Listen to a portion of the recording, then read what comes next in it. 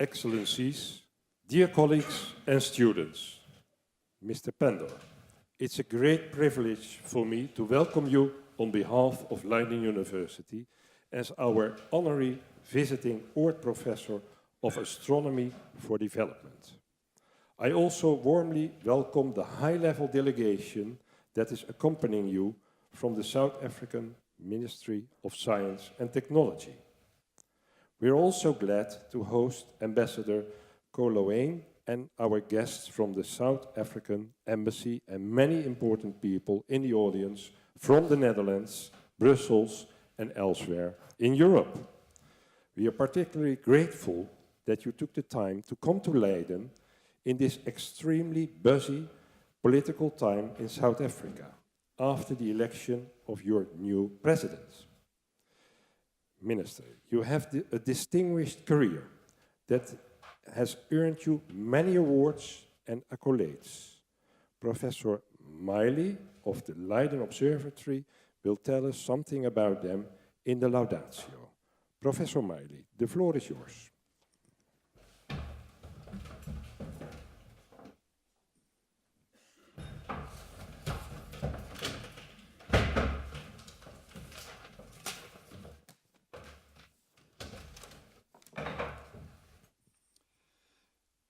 Ladies and gentlemen, 19 years ago, on the 12th of March 1999, Leiden University was privileged to confer an honorary doctorate on the first president of the new South Africa and one of the great world leaders of the 20th century, Nelson Mandela.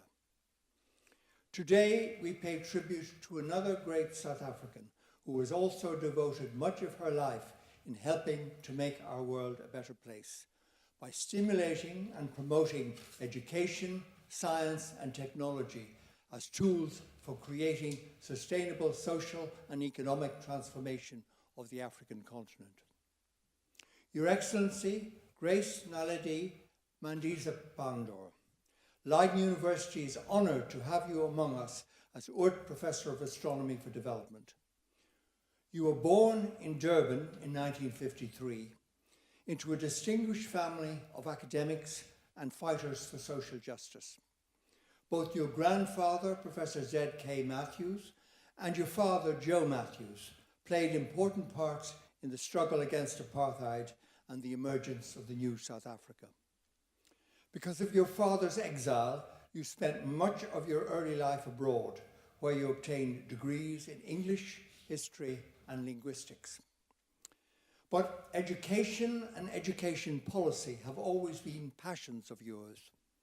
In 1979, you obtained a Master's of Education from the University of London and spent several years teaching at schools in England and Botswana before returning to your native South Africa.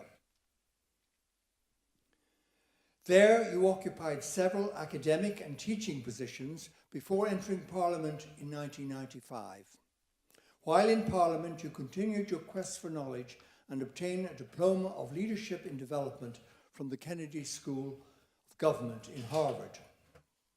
In 2004, you became Minister of Education, and in 2009, Minister of Science and Technology.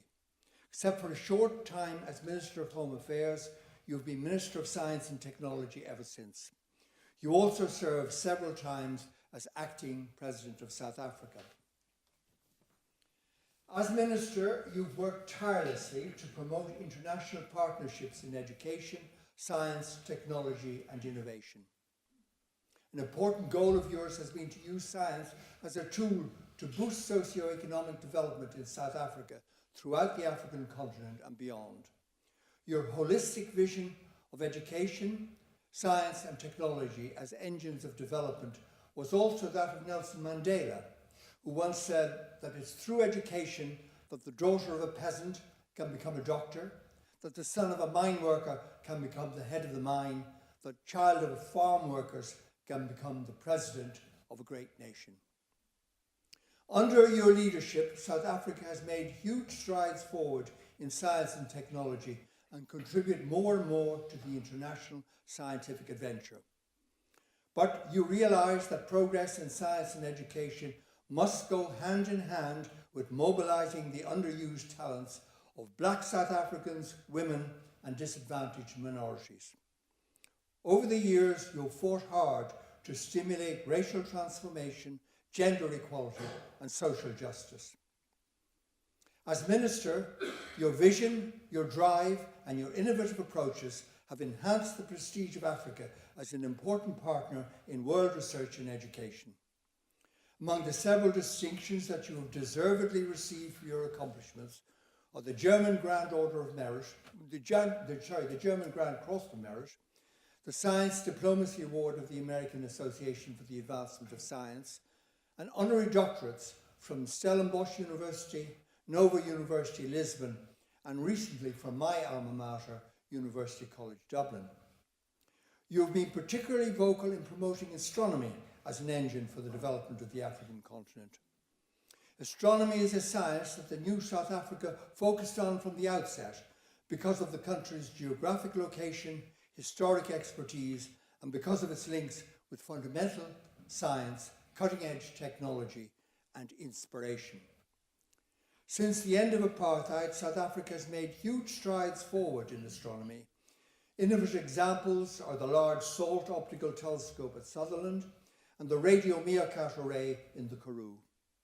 Meerkat is particularly important because it is a testbed for the next generation global radio telescope, the Square Kilometre Array, or SCA. SCA will be a mega facility on 2 continents that will make fundamental discoveries and stimulate innovative technological breakthroughs. In particular, SCA Africa will be iconic. It will eventually link 9 African countries together, inspire African youth, and excite children throughout the world. South Africa has been one of the leaders in the creation of SCA, and you have been a driving force behind these developments nationally and internationally, promoting and pioneering your vision that science should be an important tool for the development of Africa. It is no coincidence that in 2010, the International Astronomical Union decided to locate the Office of Astronomy for Development in Cape Town as a joint venture with the South African National Research Foundation. I was present when you inaugurated our global office in March 2011. The motto of the OAD and its remarkable South African director, Kevin Govender, who cannot be here today, is to use astronomy to make the world a better place. He is represented here by the acting director of the OAD, Dr. Vanessa McBride. Since its inauguration, the OAD has established 9 self-supporting regional offices, all with missions of using astronomy as a tool for international development and helping to achieve the UN Sustainable Development Goals. There are already regional nodes in Armenia, China, Colombia, Ethiopia, Jordan, Nigeria, Thailand, and Zambia. We are delighted that after your lecture, an agreement will be signed to set up another regional node of the OAD. The European IAU Regional Office of Astronomy for Development will be operated jointly by the European Astronomical Society and Leiden University, and closely linked to our global coordinating parent office in Cape Town, hosted and supported by your government. The Netherlands, and in particular Leiden University, is proud to have been a partner in many of these ventures. We have learned a great deal from our rewarding collaborations with the South African scientists, engineers, teachers, students, and learners. On the international stage, you spent considerable time and effort convincing members of the European Parliament, the European Commission, and the African Union of the importance of astronomy as a tool for the development of Africa. Your department led a successful campaign that culminated in a written declaration endorsing this vision that was signed personally by 393 MEPs, and the adoption of a similar resolution by the African Union. Today, we are privileged to welcome you into our community as Oort Professor of Astronomy for Development. Jan Oort, a Leiden professor, was a giant of 20th century astronomy. He was responsible for many of the discoveries that shaped our present view of the universe. Like you, he saw astronomy not as an ivory tower science, but as a discipline that must interact with government and contribute to society. He persuaded various Dutch governments to fund radio astronomy in the Netherlands and build the large radio telescopes at Dwingelo and Westerbork that you saw during your visit in 2010. Professor Pandor, we are proud to honour your many accomplishments, and it is with great pleasure that I now invite you to deliver your ceremonial lecture on astronomy for development.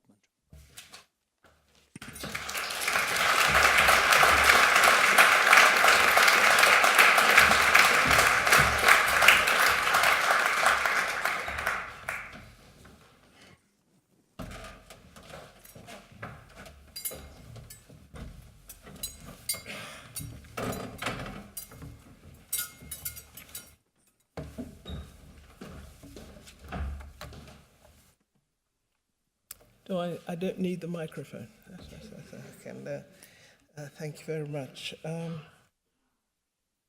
Distinguished Rector, Professor Miley, dear colleagues of the university, students, our Ambassador Kolani, Dr. Ofdehide of my department, distinguished guests, ladies and gentlemen.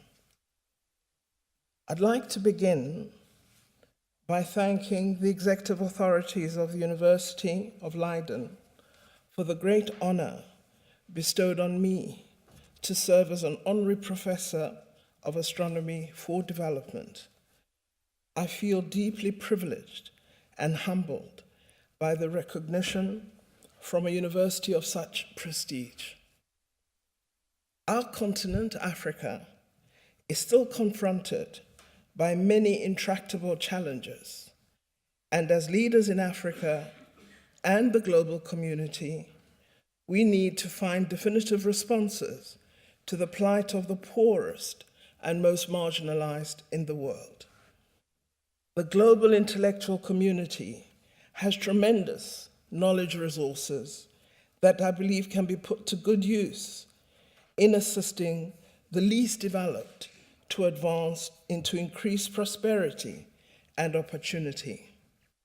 It is my firm belief that science, technology, and innovation are vital elements of this drive to end poverty, inequality, and joblessness in Africa. The astronomy sciences have proven to be an interesting component of this still dormant promise of change. South Africa is a country which believes in ambitious possibilities. This year, we are celebrating Mr. Nelson Mandela, the first ever democratically elected president of South Africa.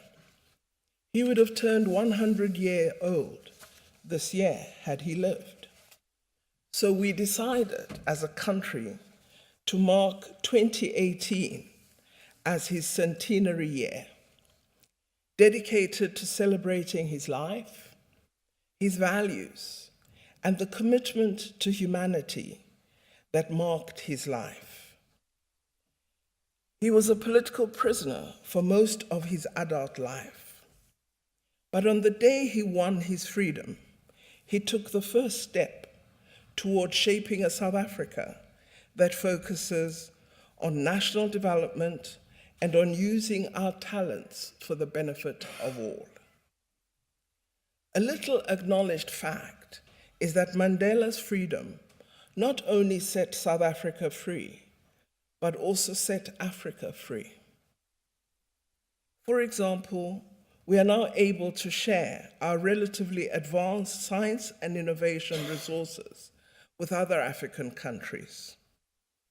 In South Africa, we're often in the unique position of both receiving support as a recipient of development aid from developed partners for science and technology programs, and also being a donor in our own right by providing aid to strengthen other African countries' science capacities. In the past decade, we've done this extremely well in the various disciplines of astronomy. I would like to share with you today our vision for astronomy and development in Africa and the opportunities opened up by the innovation potential that exists in our continent. The concept, astronomy for development, is one that has been coined most recently by the International Astronomical Union to describe the emergence of astronomy sciences and associated disciplines as knowledge fields that hold great promise for the research and innovation ambitions of developing countries. The IAP has even gone so far as to establish international offices of development, especially in South Africa, which hosts the first of such offices. Astronomy sciences have been an important vehicle for science development, technology innovation, human resource development, and expansion of scientific infrastructure in South Africa and our various African partner countries. Now, many people, including some colleagues in the science system, view astronomy as a rather old and dry science, full of white-haired, middle-aged males. If I had not learned the lessons I have from advancing and championing the square kilometer array, I might have believed these notions. Astronomy sciences have proven to be an incredible means of driving demographic change in the South African astronomy community, firstly, and developing a very dynamic and productive science relationship with the African continent. Both aspects of development are critical to contemporary South Africa. We inherited an extremely skewed science system from apartheid South Africa, globally competitive in some respects, entirely unreflective of South Africa in others. Not only were many of the premier scientific and technological programs and institutions irrelevant to South Africa as a developing country, but also the development of the science sector was premised essentially on the skills and intellectual capital resident among white South Africans, effectively excluding the country's majority from participating in the development of science and technology in South Africa. Clearly, this was not a sustainable approach to the development of a national science system. And in the field of astronomy, participation was especially skewed. However, through the strong and determined development of this field, we have been able to make significant progress in this developmental challenge and are beginning to emerge with a sector that is transformed both in terms of its participation rate from across South Africa's population and in the substantive contribution it makes to national socioeconomic development. There can be no doubt that our investment in astronomy is driving development in South Africa across a number of national imperatives. The benefits we have derived nationally from our efforts in astronomy are also enabling us to support development elsewhere in the continent. African countries have made a determined effort to increase research, development, and innovation.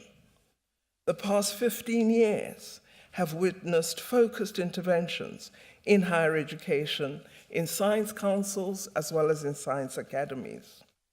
Many of our countries have begun to budget for science, technology, and innovation, and most of them have targeted at least 1% of GDP as their future contribution to research funding. However, we continue to face several very daunting challenges. While we have seen a positive shift in research, development, and innovation, we have not yet begun to generate the levels of success we agreed when we first developed our first Africa Science, Technology, and Innovation Plan of Action. In 2015, we adopted our second after the 2007 plan. The new strategy that we've adopted through our African Union prioritizes the use of research to drive economic and social development across the continent.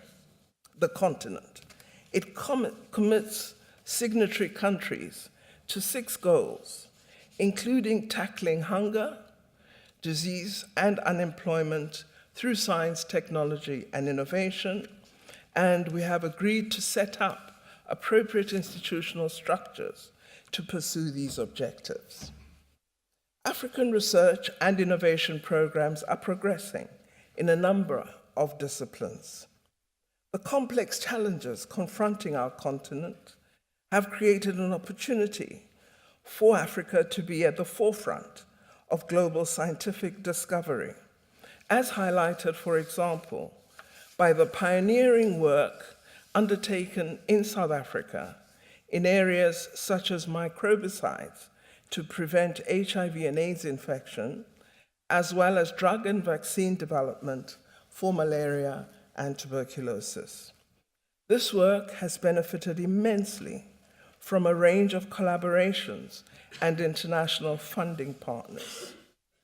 For example, in the European Developing Countries Clinical Trials Partnership, a multi-billion euro project, African countries collaborate to accelerate vaccine and drug development targeting the major poverty-related infectious diseases such as HIV, tuberculosis, and malaria.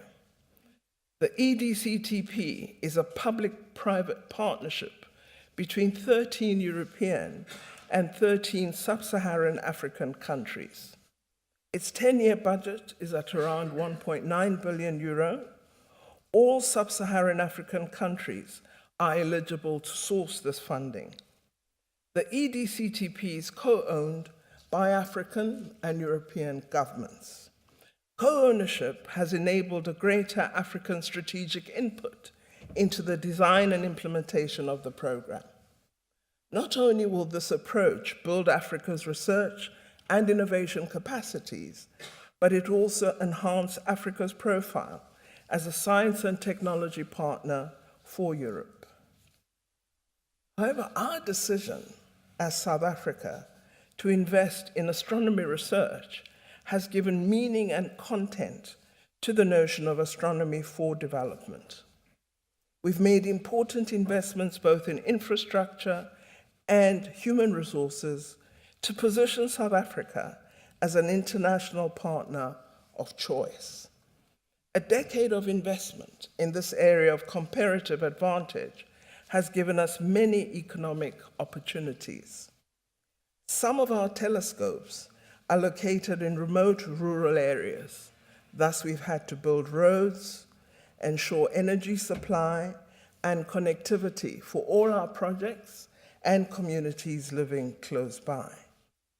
All this astronomy work has brought economic opportunity to vulnerable communities and supported the development of science and mathematics in rural schools.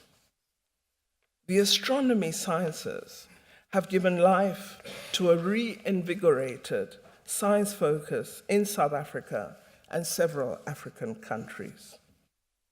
Our major investment in astronomy is the Square Kilometre Array Global Infrastructure Project. We're immensely proud of winning the bid to host the SKA, which is global recognition of the progress of African science and technology.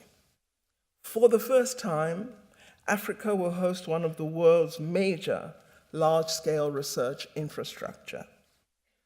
MeerKAT, the South African Square Kilometre Array precursor, is already contributing to the development of astronomical and engineering skills across our continent. Since technologies being developed for these telescopes, some technologies being developed for these telescopes will be commercialized in the next 10 to 20 years. And young Africans currently working on the project will be in high demand around the world. Embedded in the wider international perspective of the Square Kilometre Array, the building, commissioning, and operation will significantly enhance their science and engineering experience. We believe radio astronomy is a powerful drive for innovation in domains such as information and communication technologies, including high-speed networks and supercomputing, advanced materials and manufacturing, as well as renewable energy. It is imperative for Africa's scientists to work in Africa if they are to support development on the continent, if they are to play a role in smooth technology transfer, and if they are to drive innovation. A global project such as the SKA helps us to give effect to all these objectives. Because of the long lead time on construction of the Square Kilometre Array, South Africa initiated the development of an African very long baseline interferometry network known as AVN, focused on at this stage on the African countries targeted to host the Square Kilometre telescopes during phase 2 of our project rollout.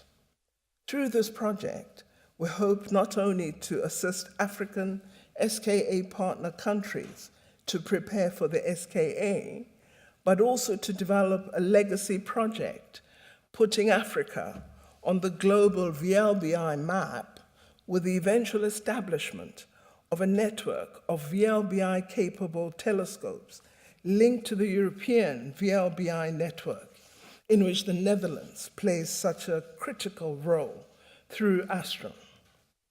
The AVN project is aimed at strengthening the necessary scientific and technological capacity and facilitating the evolution of the required institutional infrastructure. In August last year, we achieved a major milestone with the launch of a refurbished 32-meter dish at Kuntuse in Ghana and the establishment of the Ghana Radio Astronomy Observatory.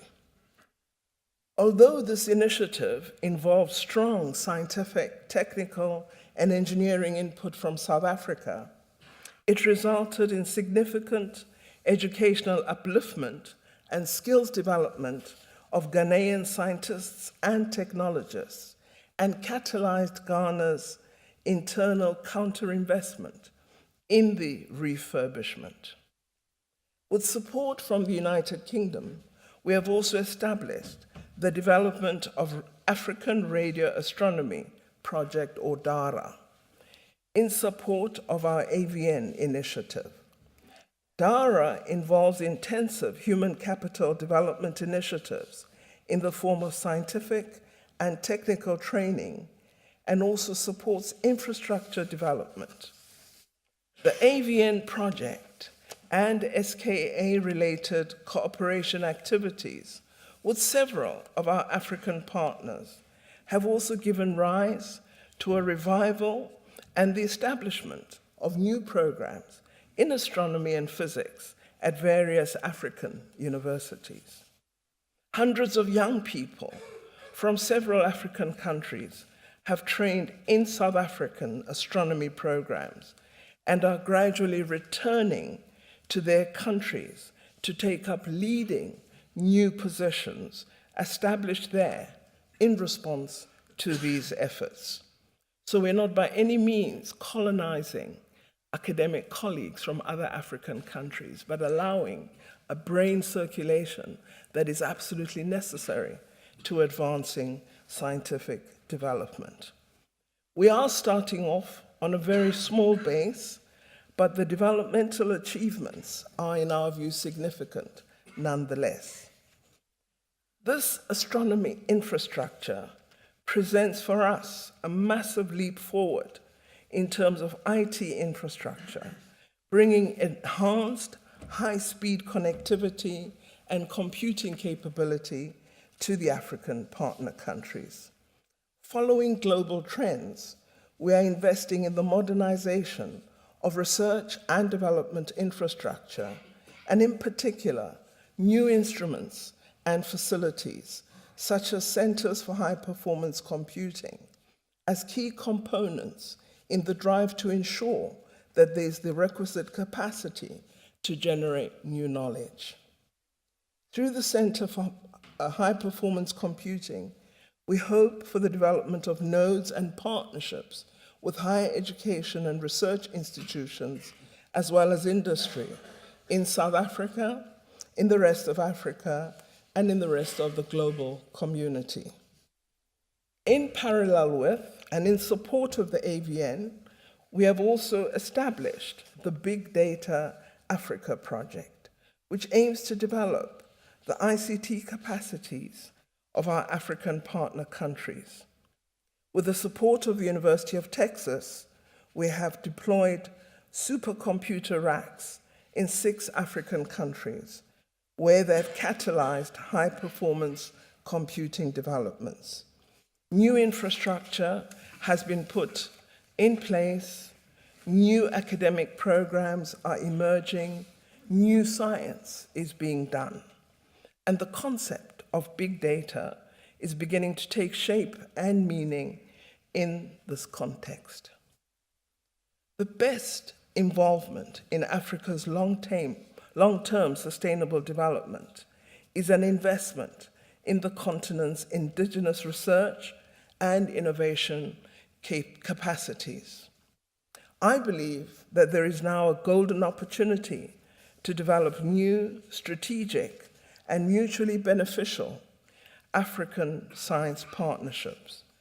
These are partnerships that will not only enrich the global scientific knowledge base, but also transform scientific disciplines to the benefit of us all. Prosperous African nations are those with governments that create the right enabling environment for science and technology innovation to flourish. Determining the best technology policy is relatively straightforward, but having the people ready to take advantage of resource-rich opportunities is the real challenge. The most important technology driver is finally highly skilled human capital. All of us are competing in the global market for scientists and entrepreneurs, but I believe we can become even better competitors if we take advantage of the opportunities that science offers for development. I thank you most kindly for listening to me.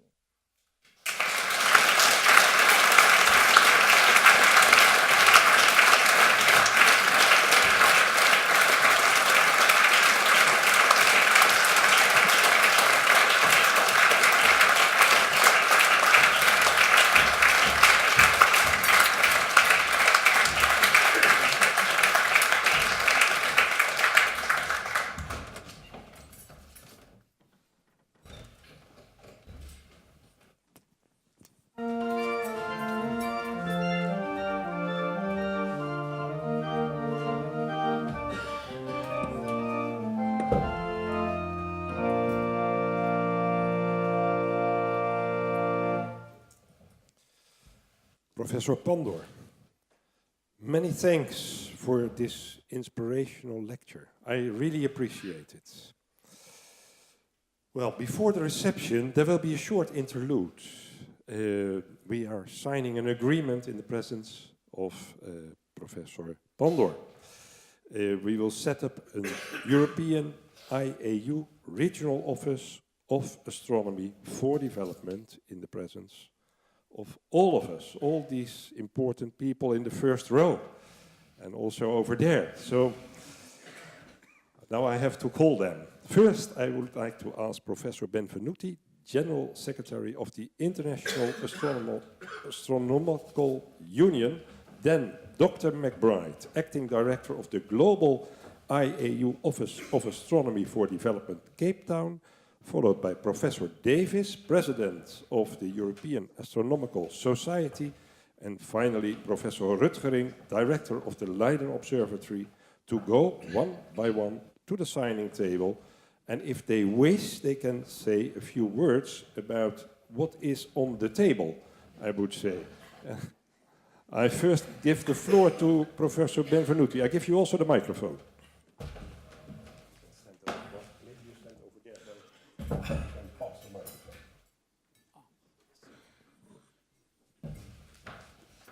Minister, authorities, colleagues, students, ladies and gentlemen, I'm very happy to be here today to sign this agreement for the constitution of the European Regional Node of Astronomy for Development. It is the 10th node that we inaugurate today, and it is a very special one because all the other 9 are in different countries, and this is the first one for development that we inaugurate in the continent in Europe. And the challenge that this road will have to face is different from those that have been established so far. So it's very important because here astronomy, as we see, is very well developed, but there are still challenges to use astronomy for development. Maybe a different development, and that will be the challenge for this road. So I'm very pleased that we can sign it today at the presence of Minister Pandor, which has been so instrumental to start this great adventure. Thank you.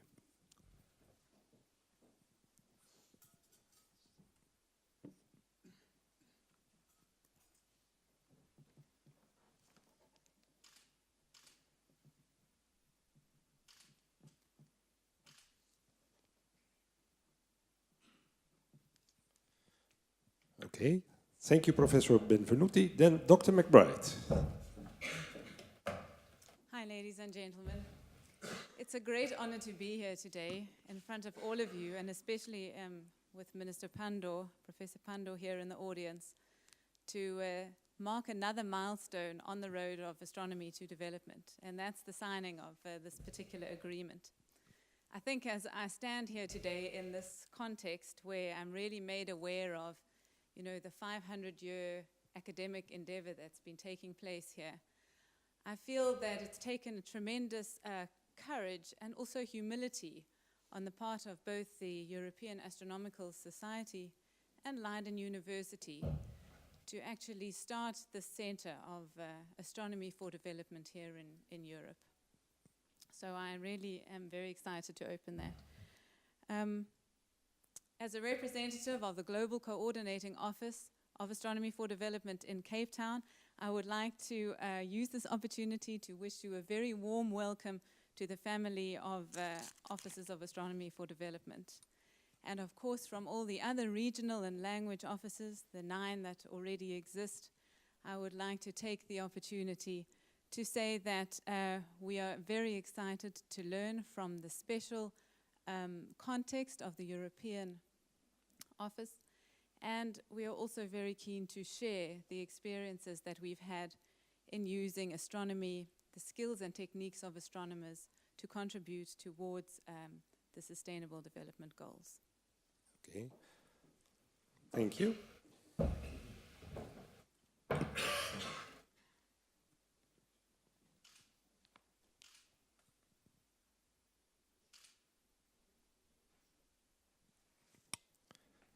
Okay, thank you, Dr. McBride. Now, Professor Davis. Minister, distinguished colleagues, it is a great honor and privilege for me to be here and to sign this agreement on behalf of the European Astronomical Society. Europe plays a very special part in this partnership, the global partnership, and it has very special resources as well as very special challenges in applying astronomy to development.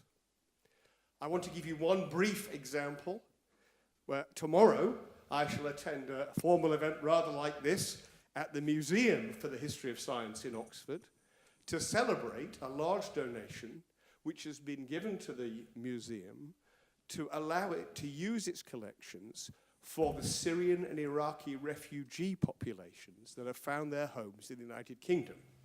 This is, in microtomes, something which can happen all over Europe and which this centre can help to sponsor and pave the way for further activities of this kind. So it's a great honour for me to sign this agreement now, and I very much look forward to working with colleagues in Leiden and my own colleagues in the European Astronomical Society and elsewhere in Europe in this European Office of Astronomy for Development.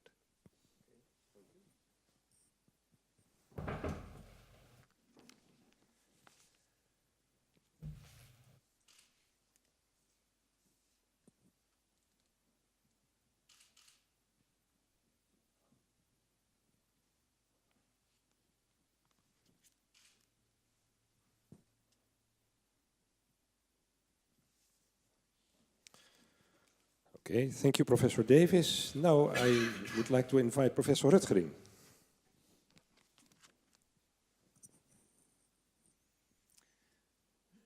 This was very, very inspirational, and you see here a very, very proud director that is happy to host such a beautiful endeavor.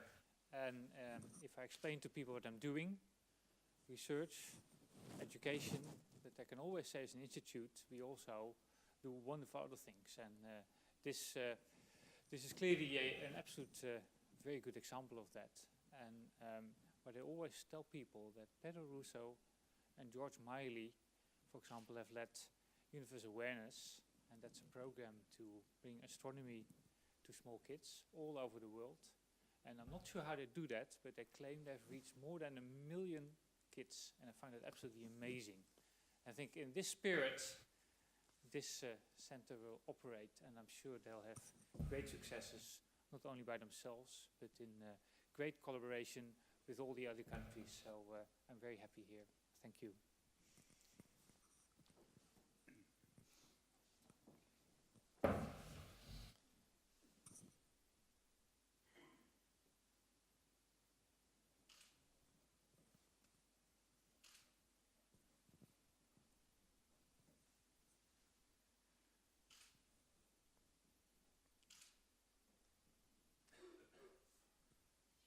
Okay, thank you, Professor Rutgering.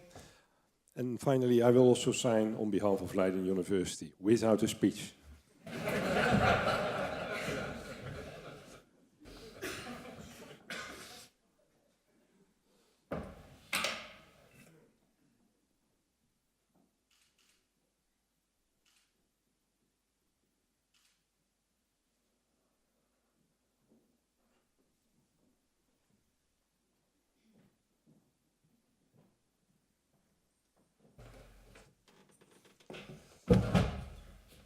But now it's official. I think applause for all these guys.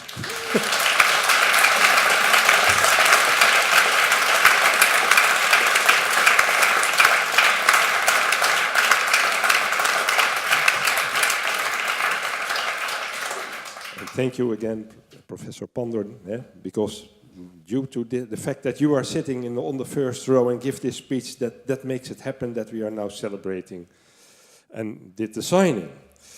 Dear colleagues, we are at the end of this ceremony. You're all invited for sure for the reception adjacent in the adjacent room, and hereby I declare this ceremony concluded. Thank you all.